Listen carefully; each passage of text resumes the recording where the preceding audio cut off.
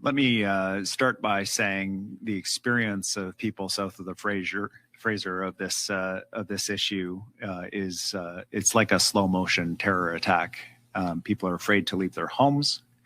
They're afraid to attend their businesses. They're afraid to do business. They're afraid to celebrate when they have big accomplishments that may draw attention. I heard stories of developers who are reluctant to share information about buying properties for future developments. I heard about realtors who are unwilling to be recognized as sales leaders of local businesses that don't want to advertise. Obviously, this is paralyzing to commerce south of the Fraser. I also heard stories about families who call in extortion threats who are not being met with a consistent response. That the response varies, that it may or may not include the level of services that we would all expect when we call police for assistance on this. I shared with the group a number of updates that I would like to share with you. Obviously, we're back from Ottawa, where this was top of the agenda for the province in our conversations with the Prime Minister and the Public Safety Minister. This is a huge issue for us here in British Columbia, but not just in British Columbia, also in Manitoba, Alberta, and Ontario. Currently, I understand the mayors are in Ottawa reinforcing our message in the capital.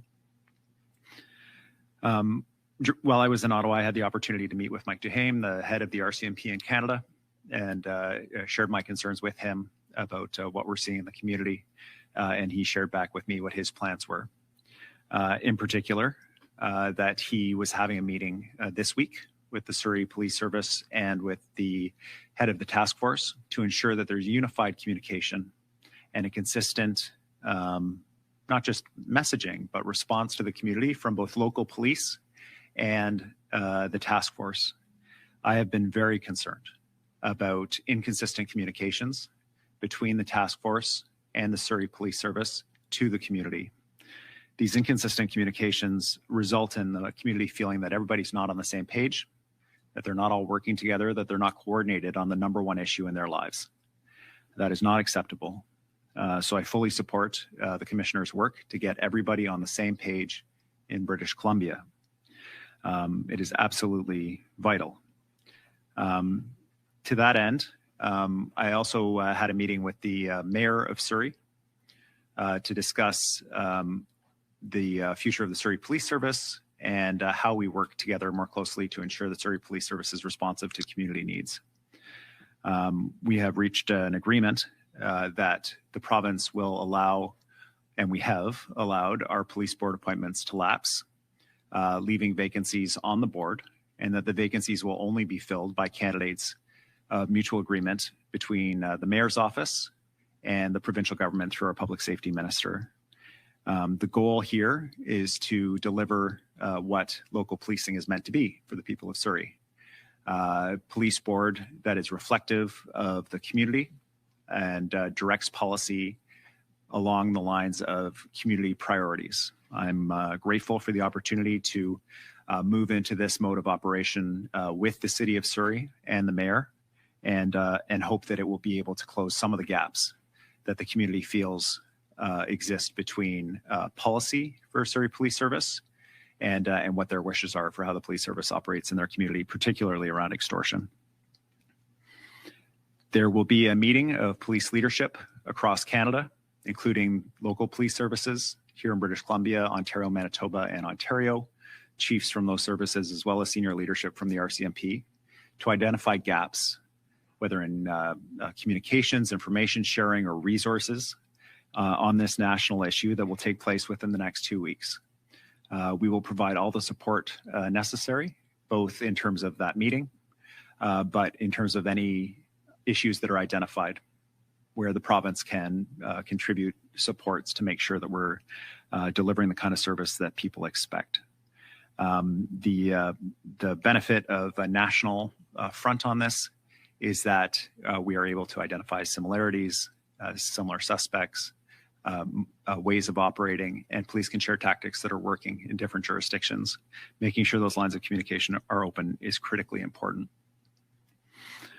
Finally, and I think most importantly, we absolutely have to close this gap between the community's experience of policing south of the Fraser, the response to extortion when they get a threat, and the understanding of police leadership south of the Fraser about what's happening.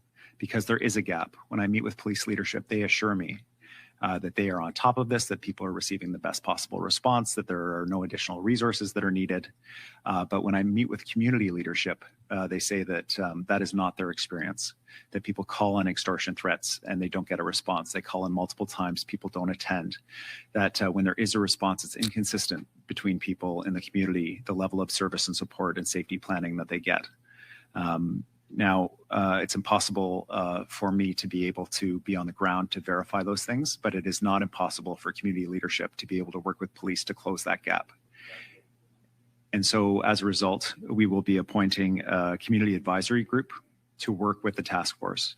We'll announce a chair tomorrow of this advisory group, and we will be selecting community members who will work with police to ensure that they understand the frontline experience of people related to the extortion threat south of the Fraser and are able to close gaps within their own services. I know as a leader, it can be hard to know what's happening on the front lines when you get reports up that say everything's great. So this community group is going to help close that gap so that the frontline people's experience south of the Fraser and in Surrey is directly delivered to the leadership of the task force so that they can take the actions necessary to ensure that everybody feels protected and safe in the community.